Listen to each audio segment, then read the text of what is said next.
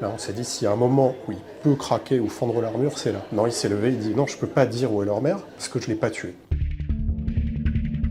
J'ai passé toute la semaine au tribunal d'Albi, devant la cour d'assises qui juge Cédric Jubilard pour le meurtre de sa femme Delphine. Alors Delphine Jubilard, ce qui a été dit à l'audience d'ailleurs, c'est sa personnalité est l'exact opposé de celle de son mari. C'est une infirmière de 33 ans, sociable, gentille. Il y a vraiment un effet miroir avec l'enquête de personnalité de son mari qui est décrit comme arrogant, manipulateur et fourbe. Ils ont passé quand même 15 années ensemble, ils sont mariés, ils ont 2 enfants.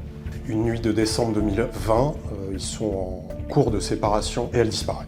Tout simplement, les circonstances, c'est ça, elle disparaît sans laisser aucune trace. Bien sûr, c'est jamais simple de juger un crime sans cadavre ni aveu, mais c'est pas si rare que ça dans l'histoire de la justice. C'est dur pour les proches de la victime. Pour les juges, c'est pas une preuve en soi. Le dossier est assez solide contre Cédric Jubilard. Ça ne peut pas les empêcher de le condamner. Cédric Jubilard, très vite, il fait figure de seul suspect dans la disparition de sa femme. D'ailleurs, il finit par être arrêté en juin, donc 4-5 mois après sa disparition, pour ne plus jamais ressortir de prison jusqu'à son procès. Il s'est présenté, en tout cas à l'audience, comme quelqu'un de calme, poli, réservé, et c'est tout l'inverse de ce qu'ont décrit les psychologues sur sa personnalité, comme je le disais tout à l'heure, qui est quelqu'un d'arrogant, de menteur, de grande gueule, de manipulateur. Donc, le fait qu'il parle peu aussi, c'est sa force. S'il est coupable, il évite de se mettre à la faute. Alors s'il y a un moment fort où justement il aurait pu craquer, s'il est coupable, c'est quand la personne qui s'occupe de ses enfants est venue dire que ses enfants lui réclamaient de savoir où était leur mère. Là, on s'est dit, s'il y a un moment où il peut craquer ou fendre l'armure, c'est là.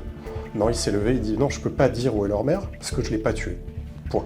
Donc il reste 3 semaines maintenant de procès. Bien sûr, il y aura le témoignage des amis de Delphine, de ses proches, mais aussi celui de l'amant de Delphine Jubilard, et aussi des 2 compagnes que Cédric Jubilard a rencontrées après la disparition de Delphine, dont une l'accuse d'avoir tué sa femme. Et puis l'enjeu, encore une fois, même s'il n'a pas avoué la première semaine, c'est de voir s'il ne va pas craquer un moment. On se posait beaucoup la question au début, on se la pose un peu moins maintenant, vu le calme qu'il a affiché cette semaine.